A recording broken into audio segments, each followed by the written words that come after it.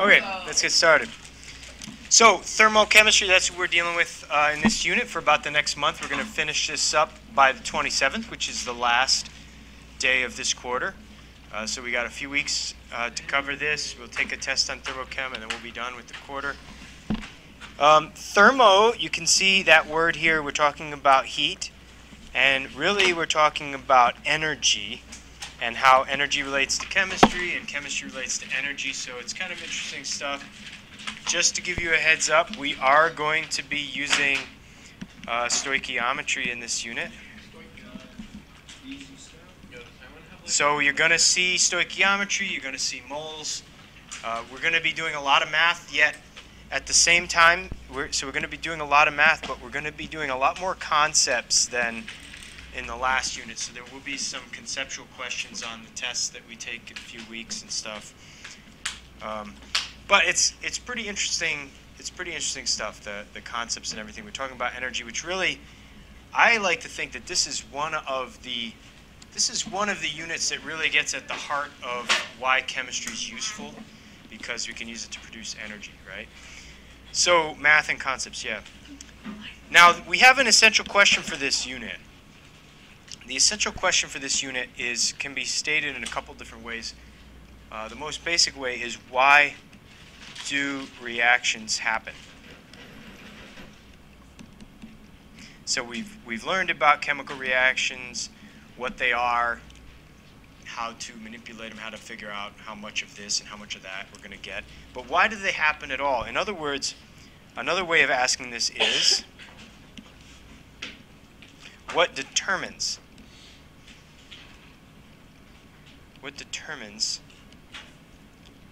whether a reaction will happen?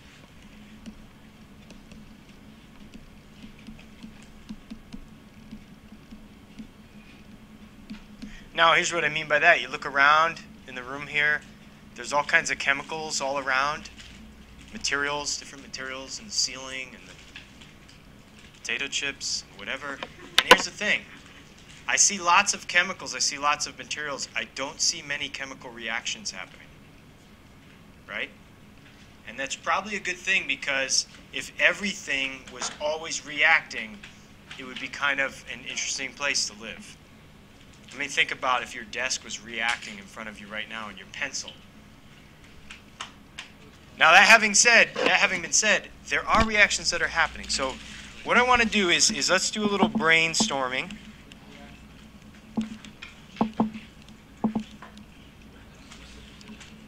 Let's do some brainstorming reactions. What I want you to give me here are examples. I want you to give me examples of reactions that occur in nature and or daily life. So reactions, give me some reactions. Reactions that maybe you saw on your way to school this morning, or in your kitchen, or here at school. Combustion of fuel. Combustion of fuel. Mike. Okay. Combustion of fuel. Yeah, you don't have to see it. You know that it's happening, right? We didn't see the combustion of fuel, but so oxygenation of blood.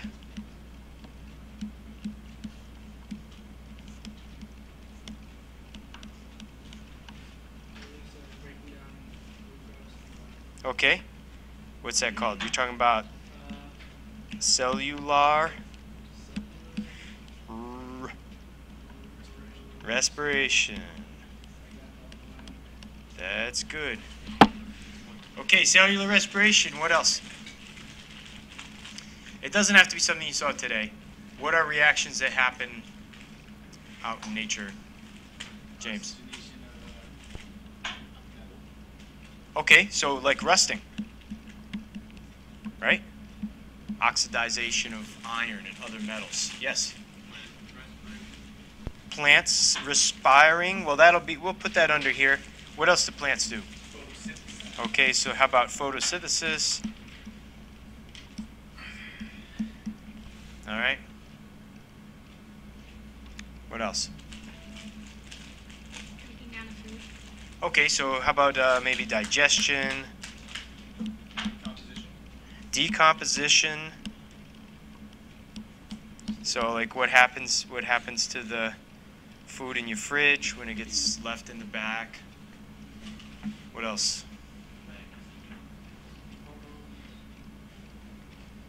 There are lots of reactions in our body. So let's say hormonal response. There are lots of reactions that are happening in your body all the time, thousands of them, right? Enzymatic reactions. What else? Any other reactions in your body? Let's just think about some other ones. How about in your brain? Is there any chemistry in your brain? I'm not talking about the use of foreign substances. I'm talking about natural things happening in your brain. Tears? Okay, well, I mean, I don't know. Yeah, that's probably got some chemistry too. How about just in your brain? I mean, what's going on between like your synapses? Synaptic response. I don't really know what to call that, but we'll. You know, there's these neurochemicals that go between the neurons in your brain, and that's how the signals are transmitted. That's why we think so slowly compared to like a computer, because you actually have to wait for a chemical to move, right?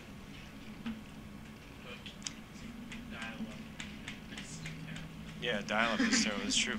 Okay, so what else? Cooking. Okay, so how about we're going to cook something, and now sometimes cooking is just heating things up, right? Which might not be chemical. Right. When you cook meat or eggs, you cook protein, and it totally changes the nature of the protein, right? The texture of it, the color of it, the taste of it. Yes. Fermentation, yes. So, fermentation. What else? That's a good one. When you clean the chemicals. Okay, so yeah, you're right. Actually, with cleaning, there could be some chemical reactions that are going on. So some cleaning processes will involve chemical reactions. In particular, like some cleaners, like bleach. Yeah, bleach is a chemical reaction when it changes the color of things. Maybe like oven cleaner produces a chemical reaction. Yes. The sun, good one. Sun, which of course is fission. So now this isn't a chemical process. How about some physical, like state changes? Change of state. Rock salt. So salt. Melting ice. Rock salt. Salt, melting ice. What else? What else? Ice forming. Okay, so ice forming, water freezing. What else? Rain. Okay, so rain, precipitation, right? Okay, boiling water. What else? Now we're talking about physical. Yeah, so about right here we started to talk about physical. And actually oxygenation of blood might fall under physical too if that's dissolving. But that's okay. What are some other processes? Maybe physical processes. State change, dissolving, stuff like that. Dissolve sugar in water, right? When you're making your tea, your coffee. Bread rising, okay. That will fall under fermentation. That's enough for now. All right. Now here's what I want to do. Look at this list. And can we find, because these are all reactions that kind of happen on a regular basis. Now, most of them, with the exception maybe of water boiling, most of these reactions happen on their own. In other words, without the intervention of us or other people. Are you with me? These occur without the intervention of us or other people. Now, what I want to know is there some pattern? Is there something in this list, something about these different reactions or processes that can give us a hint about the question that we're asking? What is the question? Why do reactions happen, or what determines whether a reaction will happen or not? They have to be set off by something. Okay. Let's see. That's true with combustion, right? So combustion has to be set off by something. Cellular respiration or rusting. Something starts it. Okay, so well, it begins at some time. Now, I don't know if something starts rusting. What do you mean by something starts it? Well, you have to have like certain reactants. Okay, that's good. You need certain reactants. We could even go further in saying they all require specific conditions. Now, that's an important thing because, like, for example, water doesn't always freeze, right? Sometimes it melts.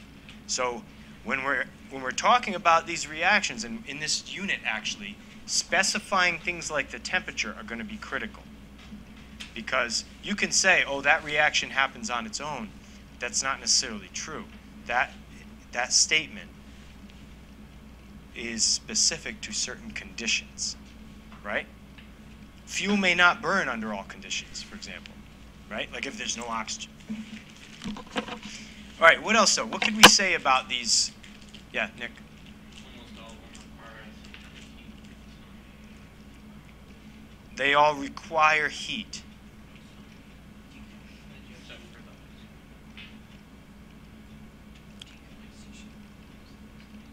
those. Well, let's look at that in more detail. Let's look at the whole energy aspect of each of these.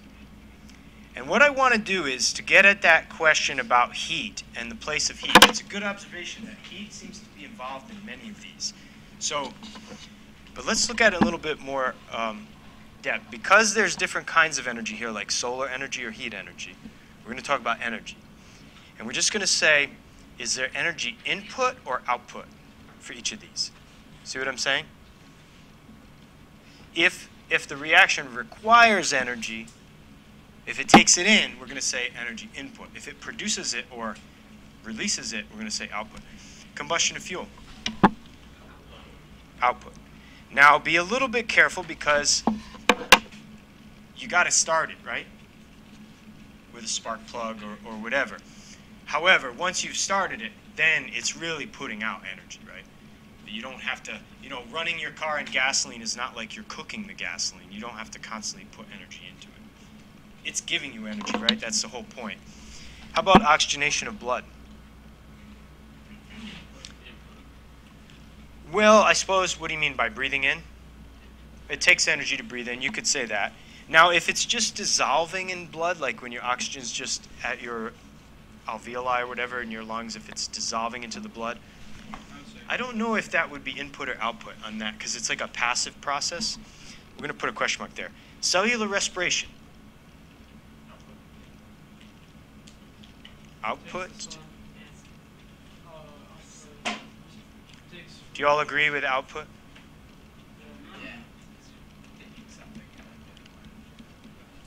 So what does cellular respiration takes in? It takes in glucose, right? Glucose and oxygen, and it gives off, we say energy, right? It's ATP technically, right, that it's producing. We say that's a form of energy. Now, this is where this gets confusing, and we're going to talk a lot about terminology in a minute, but I'm going to leave this as output. There's a net release of energy. But what's really happening is a transformation, right? A transformation of one form of energy into another. So it takes glucose, which you could say is a form of chemical energy. Really, I would say that, I think we're safer to say that glucose is not energy, but it has potential energy. And so you're taking that and you're transforming that potential energy into some form of energy you can use. Right? So we'll say output for that, but we're going to get into that in more detail because it's tricky. How about rusting?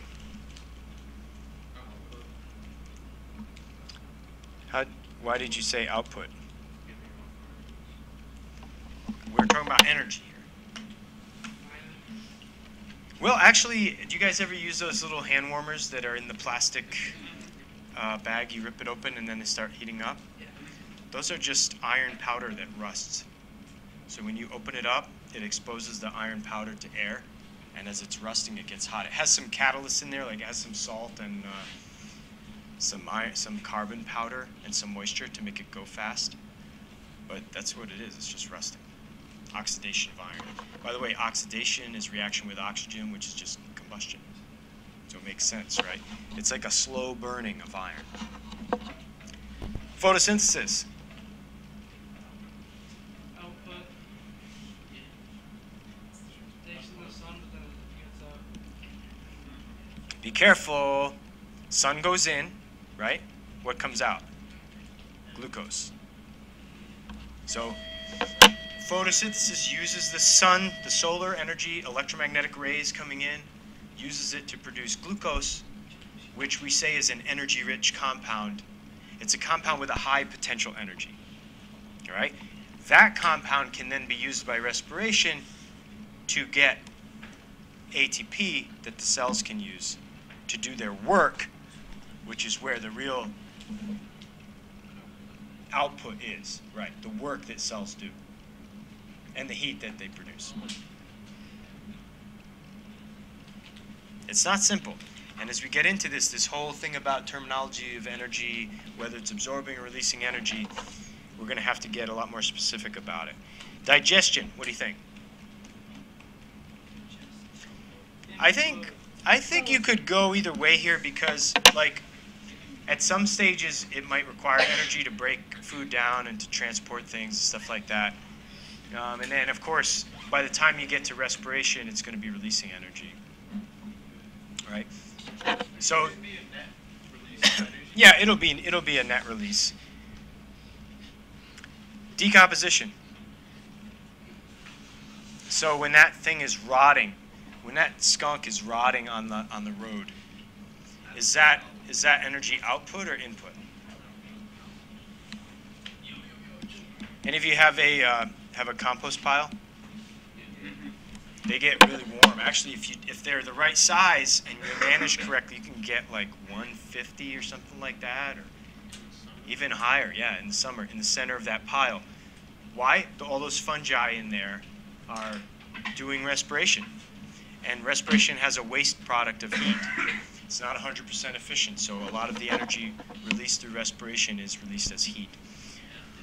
Now, hormonal response, who knows? I don't know about that. It's probably a combination of things at times.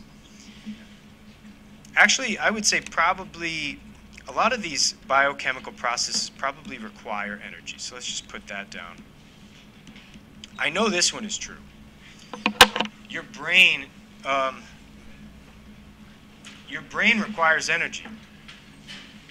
A lot of it. Your brain actually requires a lot of glucose and a lot of oxygen to keep it going. Now, you probably don't think of that. I know even myself, I tend to think about thinking like it's something that's not physical, you know? And there may be some non-physical aspects to thinking. I don't know, I'm not saying there is, It's a philosophical question, actually.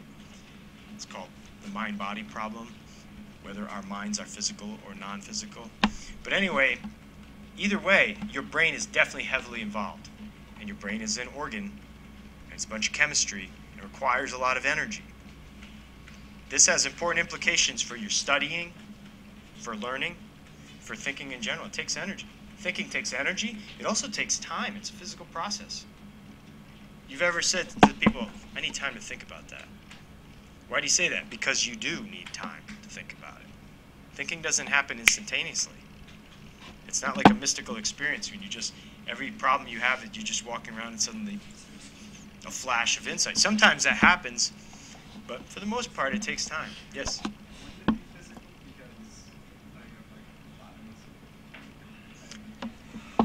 Yeah, there's evidence.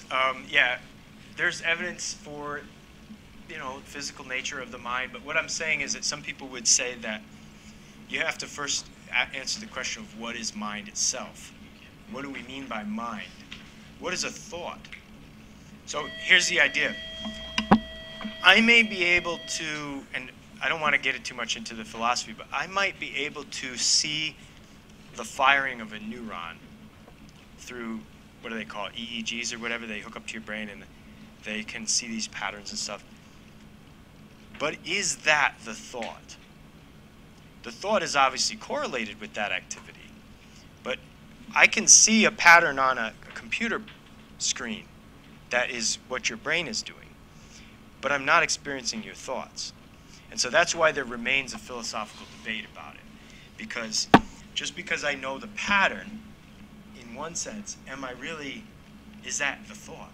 It's hard to say that that is the thought. That pattern on the screen is the thought, because that's not how it feels to me. As a thinking person, I don't experience a thought as a pattern of blips on a screen. So anyway, some people would say it's purely physical. Whatever it is, it requires time, it requires energy. Cooking protein, cooking some eggs, require or release? Input. You need a stove, right?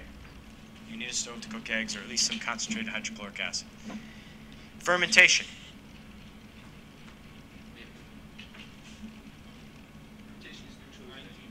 Oh, nope, output. This is how yeast get their, this is how yeast live. So it's got to be releasing energy from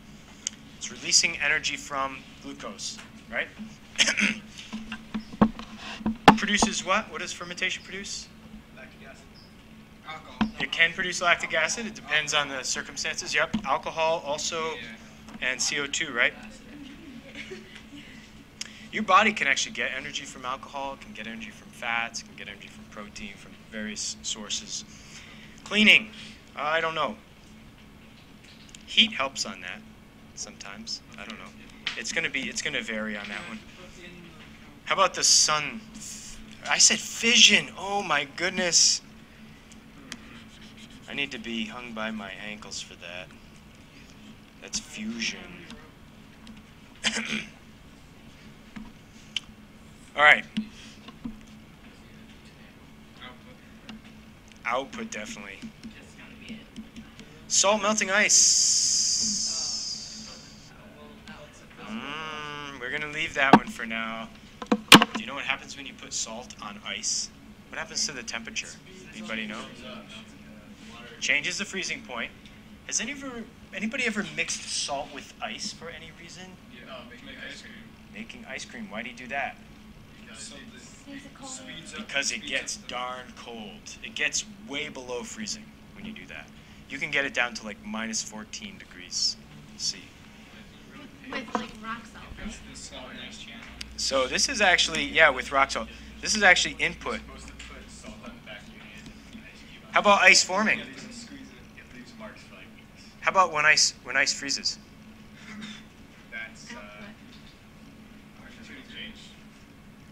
Here's a little trick that we're going to learn as we go on. If you can figure out one direction of the process, then the opposite direction is going to be the opposite with respect to energy. What I mean is, what about ice melting? What would happen when ice melts, input or output of heat? If ice were melting, is that going to absorb heat or release it? Think about this. You're cold outside, right? You're getting chilly, so to warm up, you just stuff ice like in the back of your shirt because you know that when it melts, it'll give off heat and make you warmer. No, right? So ice melting actually absorbs heat. So that means that ice forming gives off heat. Now that seems kind of weird, but it has to be true. If melting requires heat, then freezing must release it. Okay?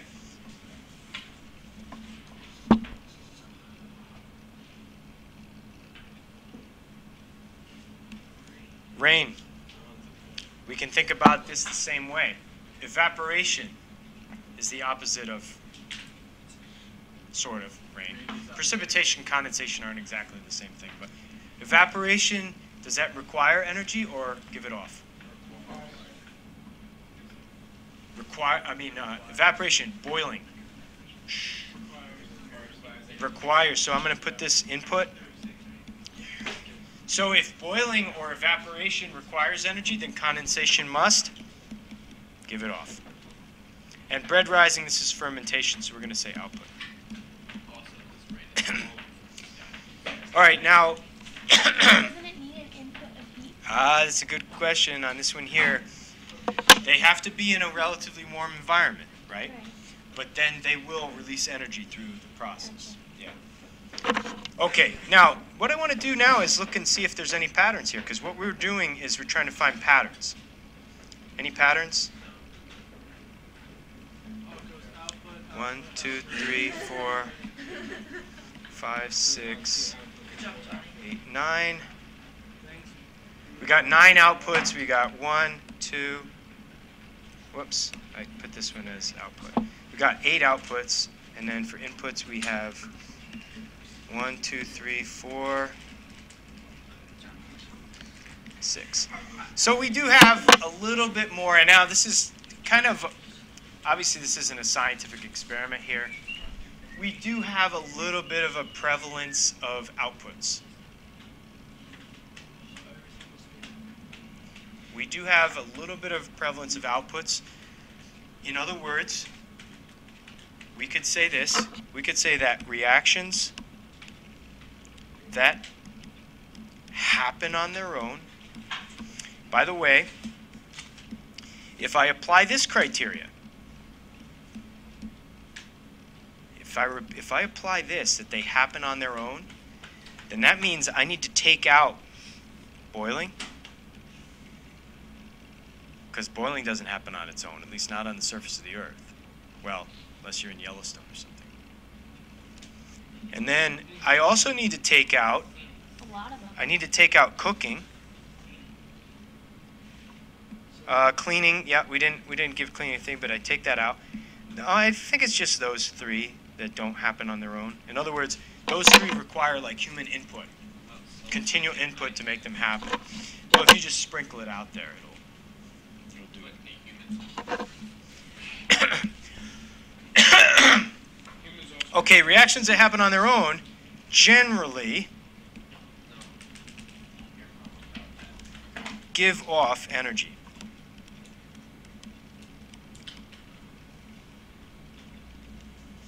Okay, we're gonna throw that out there for now. Give off energy. I'm gonna say heat. Energy, let's be more specific. So maybe this is a hint, and this is actually why we study thermochemistry, or one of the main focuses here, is that it turns out that you can use this idea of whether heat is absorbed or released to determine, and how much, to determine whether a reaction will happen. You can, in other words, it's about energy relationships in the reaction. Okay? Balls tend to roll downhill. They tend to go from a higher energy to a lower energy. Chemicals are the same way. Because they tend to go from a higher potential energy to a lower potential energy, that difference has to be given off. And it's given off as heat. And that's why we see that most reactions that happen on their own actually give off heat. Now there is one other thing here. We talked about energy, but there's another pattern. So there's one pattern is energy. The other pattern that we're going to talk about later is disorder versus order, or randomness versus disorder. And what I mean by this is, if you look at these reactions, a lot of the ones that happen on their own, a lot of the ones that give off heat, end up creating more disordered systems, more kind of a more random situation. Think about digestion, decomposition, rusting, combustion of fuel. They all start with something that's kind of orderly, and they create something that's just a chaotic mess. So there's 2 aspects that we're going to get into here in answering what determines whether a reaction occurs. They are energy and disorder. All right, but we're going to focus on energy for right now. Somebody had a question? No? Let's focus on energy. How many of you had IPS? Okay. This is one of the units where IPS, I think, will come in really handy to you, because you'll know more about energy. But we're going to kind of do a brief introduction. Energy, first of all, is defined as what? Energy.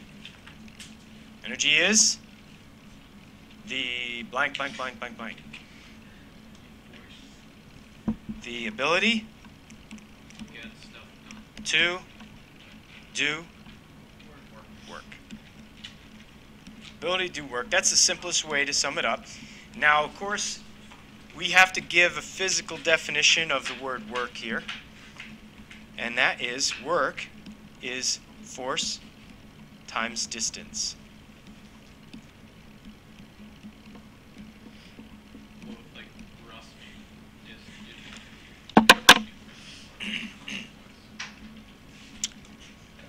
The ability to do work, the ability to apply a force over distance. So like heat energy can be used to apply a force over distance. You have to transform it. Follow me? Or it could be just, we could be talking about forces on molecules and atoms that are warming up and they're moving faster. Yes? Could that be like pushing a box up a ramp instead of pushing it all the way? Yeah, actually, force times distance, right. Yep. So it would require less force. Actually, the distance you push it is greater in that case. Yeah. All right, so ability to do work is energy, and work is force times distance. Now we talk about different types of energy, forms of energy. Because remember, energy can't be created or destroyed, it just gets changed from one form into another, right? So we talk about thermal energy. And that's what we're focusing on in this unit in chemistry. And the reason is because when chemical reactions happen, usually the energy is absorbed or given off as heat. That's thermal energy. Sometimes it's light, like in those glow sticks. When you crack the glow stick, that's giving off energy as light. But usually it's heat. Sometimes sound, if it's an explosion, like with your little pop rockets there. Right? That was sound. Some of you saw light given off then too, and you might have felt some heat. I don't know. Could have been light, heat, and sound. Thermal energy, and then let's see. We could talk about sound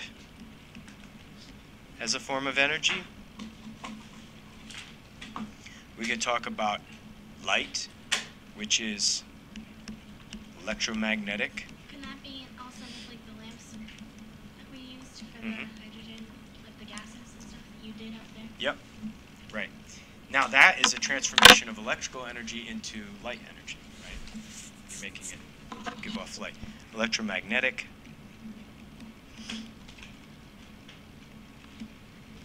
Energy. Yep, we're going to do that one last. Electrical. Actually, never. Yeah, let's see. Thermal. Oh, kinetic energy I want to talk about. Kinetic energy. This is the energy of motion. I've got it. There's a quick little video about this too tonight, but kinetic energy is equal to 1/2 mv squared, where this is the mass and this is velocity.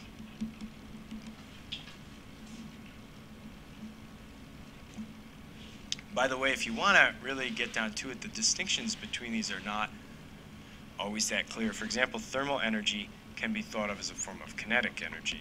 Kinetic energy of molecules and atoms moving around randomly.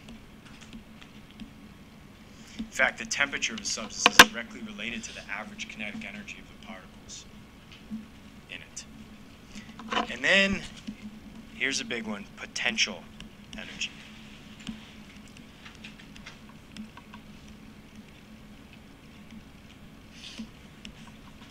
Okay, so let's talk about how these things can get transformed. Right? So let's talk about the transformations among these. Let's say there's a piano in the air. Okay? And maybe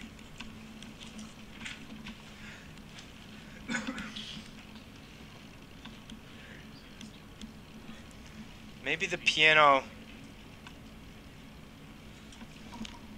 So, and here's me down here. Okay. Now the piano is, say, hanging by a rope. All right? And right now, this piano has a very large amount of potential energy.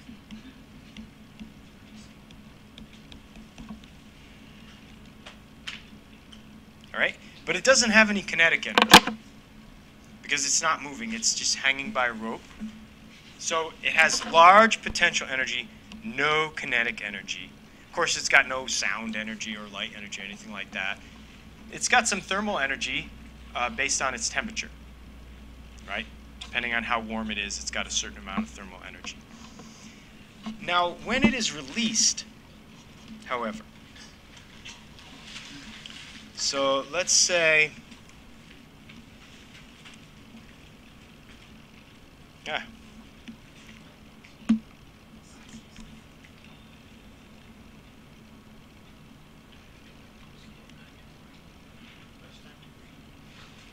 yeah, that's not very nice.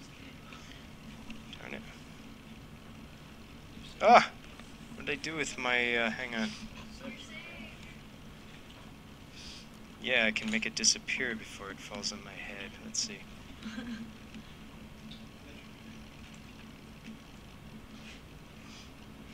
My thing is slow today. Okay. There it is. Good. Well, not so good, actually. Because it's going to... Okay, we released the rope. Now this thing's going to fall because the rope has been released. So what's going to happen is the potential energy becomes transformed into kinetic energy as it's falling, right? So as the piano's falling, the potential energy, and it's like this. If you made a graph of it, it would be like this. As the potential energy decreases, the kinetic energy goes up. No, it's linear. So as this thing is falling down, it's got kinetic energy, right? Now, when it actually hits me,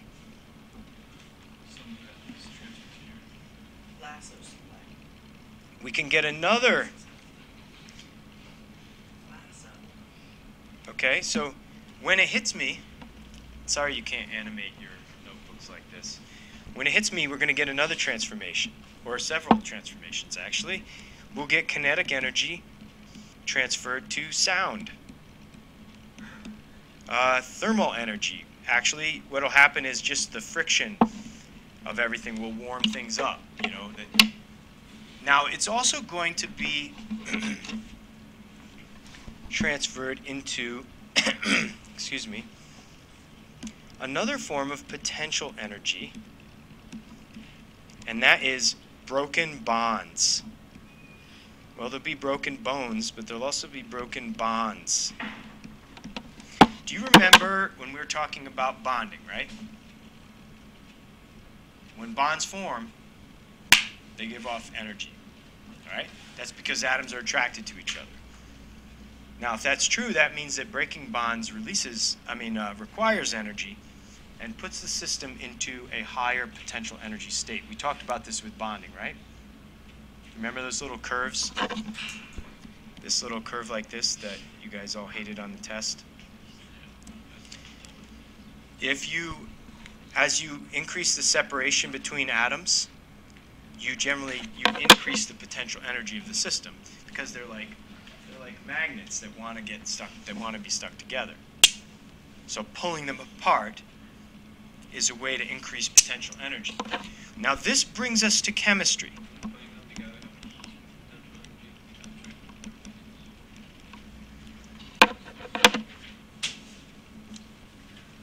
No. It's true with magnets, you might have to consider things like that, but not with that. Well, no, because those other things aren't considered part of the system. If you consider those other things part of the system, like other atoms or other magnets, then the picture might change somewhat. But if all I'm considering is these two magnets, then the minimum potential energy is like this. Now, let's talk about chemistry rather than pianos. In chemistry, we are most concerned with particular transformation.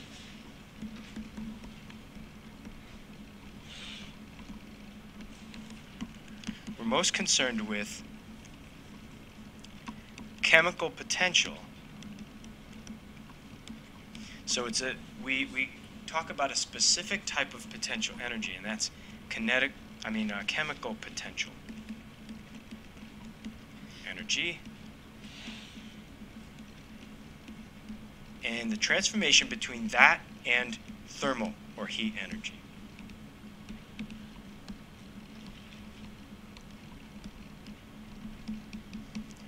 Now, like I said, it's not always, instead of thermal on the right, I could write light or sound in some cases. But in most cases, well, here's a particular example where that's not true. In a car engine, we actually change the chemical potential energy into kinetic energy. We make the explosion happen in a little cylinder, and so as it heats and expands, it forces the cylinder open or larger, which runs the car. So we can transform chemical potential energy to kinetic energy, but we're not going to be doing that here. So we can go back and forth between these two. Now this chemical potential energy is related to the electrical forces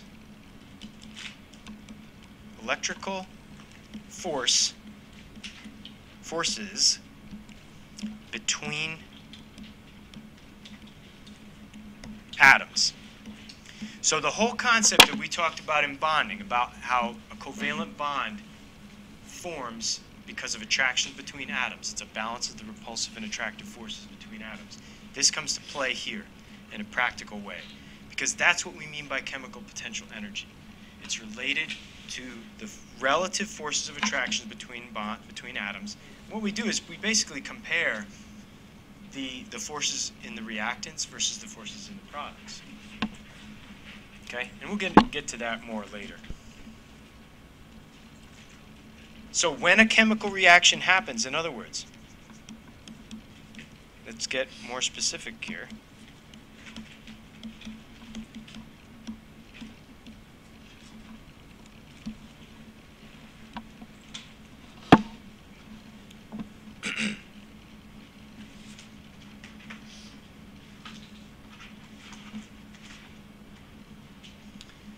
Reactants and products. What's on the left? What's on the right? Reactants and products have different potential energies.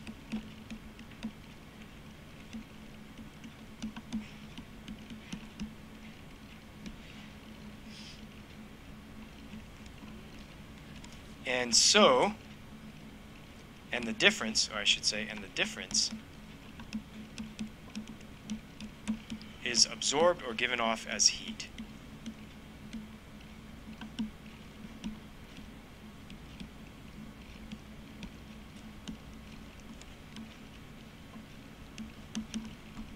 All right?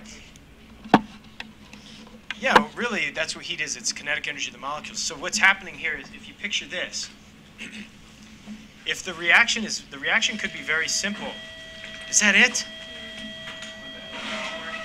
So disappointing. There's homework on it on Moodle, folks. Homework, vid, and a mini quiz on Moodle. You'll like it. Oodle May. Yep.